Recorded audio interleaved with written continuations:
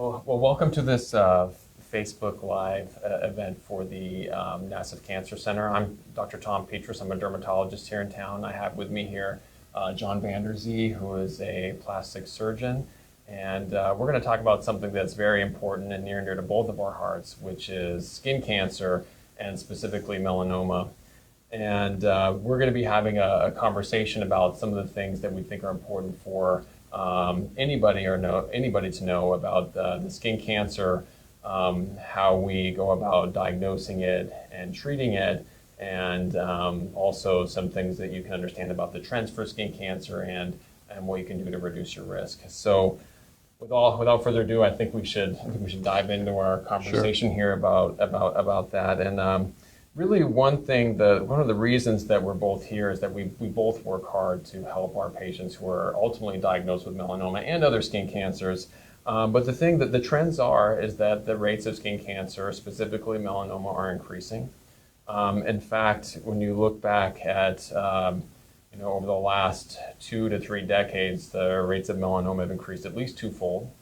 And the incidence, and as well as other skin cancers, which have gone to 2.5 and up to 3 times what they were when I was a child, which was 30 years ago. So, in terms of that's why it's important. And skin cancer, like melanoma, can affect up to 2% of the population. You have a lifetime risk of about that to develop melanoma during your life. It's higher in subgroups of people, and I don't think that's something that people fully appreciate. And then skin cancer in general, you have a 1 in 5 chance of developing some type of skin cancer during your life. And our job is to diagnose those early and treat them to the best of our abilities. So in terms of some of the risk factors, people always want to know, well, what is my risk of skin cancer? We talked about the basic things, but things that increase your risk of melanoma are a personal history of a type of skin cancer, a family history of melanoma, having numerous atypical moles or large moles greater than 50, and especially if you have over 100 to 200 moles, those are things that increase your risk of developing a melanoma. Not necessarily within those moles, but within in an area on your body. Highest risk are sun-exposed areas, but melanoma can occur anywhere, including the bottoms of the feet, the nails, and fingernails and toenails, and it can occur in any skin type. Your exposure, especially occupational, people who work outside, people who recreationally use the outdoors a lot, and especially people who use tanning beds, all have a significantly increased risk of developing melanoma. In other medical history, organ transplant patients and people on other medications that suppress their immune system are also at increased risk. And skin type, people who never burn, who are never tan but always burn, are people who are at specifically increased risk as well. What do we worry about? So people always wonder, what kind of spot on my skin am I worried about? How do I know whether I should be worried worried about a spot on my skin? As an adult, any new or changing skin lesions that you have are concerning, things that are itchy, painful, bleeding, not looking like the rest of the spots on your skin, are things that I think people should key on. Those are not always skin cancer, but with an appropriate evaluation, skin examination by a dermatologist, we're people trained to know how to separate the normal from the abnormal. And I take a lot of pride in being able to do that with a high level of precision. And once we do that, they're also, that's getting to the nuts and bolts of how what you should be concerned about in terms of the spots on your skin.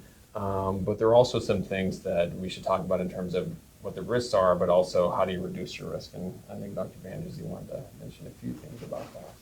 I think as far as risk reduction, what I tell my patients that have had melanoma and are worried about the next one is live your life to the fullest, but take sensible precautions. Go to Mexico, but don't sit out at the pool baking. Wear a wide-brimmed hat, wear the sunscreens, but live your life to the fullest. And I don't know about Tom, but it seems that in the melanoma patients I see, about 90% of them are related to sun exposure. 10%, I think, are related to pre-existing moles, those patients with a lot of moles. So as far as reducing the risk, take the sensible precautions. Don't bake out in the sun, and certainly don't participate in the indoor tanning industry. So I 100% agree with all of that, and I think that for sunscreen, the SPF should be at least 30, if not higher. It should be broad spectrum. It actually has to be applied sufficiently. So in order to if you're outside in the sun, say in a situation where you're swimming or you're going to have a lot of your body exposed, it takes an ounce of sunscreen to actually get the full effect of the SPF that's on the bottle, and they're all tested and verified for that. So they all work. It's just a matter of getting the right amount on in the right places in the right situation, and you have to reapply, at least every 2 hours. But if you're swimming or really sweating, you might have to apply more than that. And what I tell my patients is that if you want to reduce your risk, if your skin's not burning and your skin's not tanning, you're not getting too much sun exposure, because those are the ways that your skin actually tries to defend itself from too much sun and too much UV radiation. So that explains how that increases your risk, is that damage to the cell, the DNA of the cells in your skin occurs from that sunlight and from that UV radiation from tanning bed. I think one thing that we've found is that the sun damage effect from melanoma may be different than the sun damage effect from the other skin cancers, such as basal cell and squamous cells. There's some evidence to believe that one significant sun exposure, sunburns to the point of blisters, may increase your risk of subsequent melanoma. That's the day you got your melanoma. It just takes 20 years for that damaged DNA to become clinically seen as a melanoma. And that's a scary thought. It's the day that you spent 5 hours out on the beach or in the pool with blisters on your back. That's the day you got your melanoma. And it's those events, and then the subsequent exposure that you have after that is also is important. But trying to not get to that point is always, I guess, the point we're making is you don't want to get to that point. So in terms of detecting, we talked about the risk and how we reduce that and what to be concerned about, and how do we figure that out? How do we determine whether someone has melanoma? You can't just look at it and say that's what it is. There's things that go along with that. So in my clinic, and certainly I know in John's clinic case, certainly we do skin biopsies for things that are suspicious. So as part of a skin exam, it's a thorough exam, head to toe exam, examining all those areas thoroughly, often with a device called the dermatoscope, which is something a dermatologist uses to look at the finer features of lesions on your skin and help us determine which ones are okay and which ones aren't. If something is determined to be, suspicious, then a decision to sample that comes into play. That's either something that's done by techniques called a shave biopsy or punch biopsy, or even something called an incisional biopsy, where we cut all the way around it and close it with sutures. And once we do that, the tissue is actually typically sent, or with the sample that we take, is sent to a type of pathologist. And I think for the skin, all pathologists can determine whether there's melanoma, but specifically my favorite is to have that go to a dermatopathologist, which is either a pathologist with specific training in the skin or a dermatologist with extra pathology training. And those are the people that I really rely on to really determine what's okay and what's not, and take excellent care of my patients and find those melanomas when they're early. My goal is if I can diagnose melanoma, I want to catch it at the earliest stage possible, which is what we call stage 0. And treatment. Most melanomas can be excised simply in an outpatient setting in a dermatology office, but there comes to a point where the depth of the melanoma or certain characteristics leave me in a place where we have to do something additional. And when I need help, when I have a more complicated melanoma, Dr. Vander is someone that I look to for help quite a bit.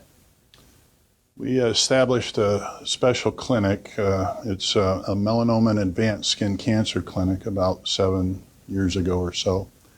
And in order to come into the clinic, we need a diagnosis of melanoma or another type of soft tissue cancer. In our clinic, we work carefully with the dermatologists, but we don't do the surveillance and the diagnosis. We do the treatment. So if you do, if your dermatologist does give you a diagnosis of melanoma and it's something that they can't treat well in their office, then we're the ones that hopefully they will call. We get the phone call from either a patient or hopefully our dermatologist, and we try and get them in within the next 2 weeks. I'll do an initial evaluation and then make a decision at that time whether we seek to do some scans, see if the melanoma has spread already or not, hopefully, and then a basis on the appropriate treatment. The treatment for invasive melanoma is determined by the depth of the cancer, how deep that cancer is. And the survivability of the cancer is also directly related to how deep it is.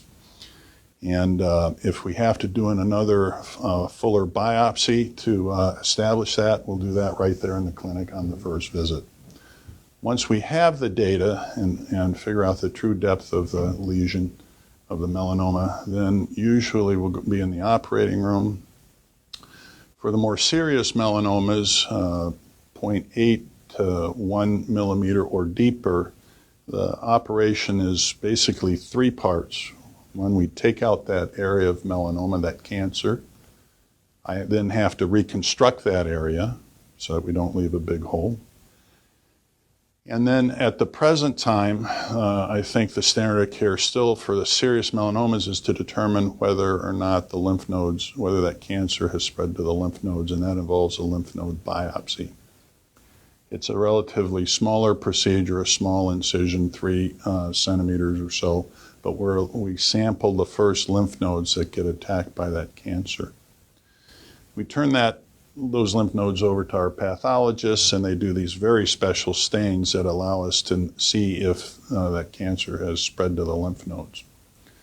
Usually that operation is all done in the hospital, go home the next day. We get our report back, and if the cancer has spread, then it's a decision that we discuss both with the patient as well as an oncologist.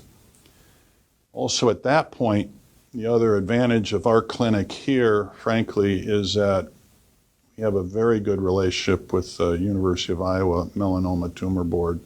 We've had that relationship down there for 10 years. And we can ask for their input and get recommendations from them. The university has really strengthened their program approximately 10 years ago, so there's really no need for us to go to Mayo Clinic anymore or other places. We have all the resources we need right here in eastern Iowa. And based upon that, those recommendations, possible treatment could include immunotherapy done with our oncologists. It is a brand new day in melanoma surgery and the melanoma treatment for real advanced cases. I've had patients that have had widespread metastasis of melanoma that whereas before, prior to 6 or 7 years ago, their average life expectancy was 6 months from the time of diagnosis. With the advent of these new immune therapy drugs, I've got plenty of patients that have been on these drugs for years.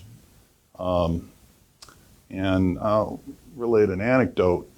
I was at one of my daughter's basketball games at my school, and there in the audience was a man and his wife that 5 years ago I came out of the operating room and I told his wife that there was no way I could take care of this. I was cutting through what was obvious cancer that wasn't evident clinically, and that there was no way that I could treat this man.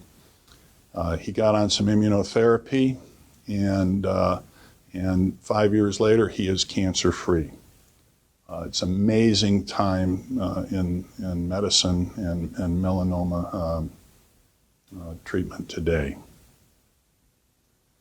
I would definitely agree with that. And, part of that, in terms of melanoma going other places in the body, that's the danger of it. That's the importance of early diagnosis and treatment and just being aware. So something that's changing, something you have on your skin that you're concerned about, that needs the appropriate evaluation work to get that. We want to, we want to help people who have that so we can have them live the best and fullest life they can and the longest life they can, the healthiest life they can. And so in terms of and getting back to the widespread melanoma, surveillance is really important. Once you're diagnosed and expertly treated and evaluated and the appropriate staging is done, further skin exam evaluation, lymph node exams are just super important at, making sure that if there is something happening, is something going on deeper below the skin that we can't see, that that we're finding it early. And I know we both work very hard to help make sure that, a melanoma patient in my clinic is serious business, and I am super focused on making sure that everything is